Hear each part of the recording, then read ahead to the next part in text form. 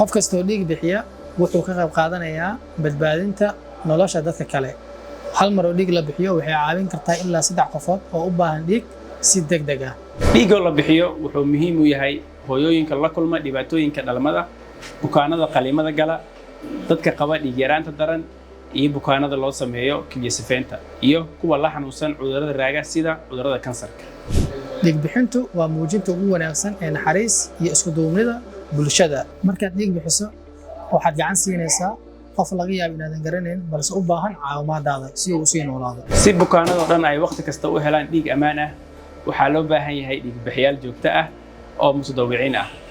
Dhiig bixinta joogtada ahi waxay xaqiijinaysaa in dhiig la heli karo marka loo baahdo. Badbaadada dhiigga waxaa saldhig u ah baaritaan sax ah taas oo xaqiijinaysa in dhiigga la isticmaalayo uu yahay mid ammaan ah oo la isku haleyn karo. Maalinta caalamiga ee dhiig bixiyayaasha waxaan uga mahadcelinaynaa dhammaan dhiig bixiyayaasha deeqdooda qiimaha badan.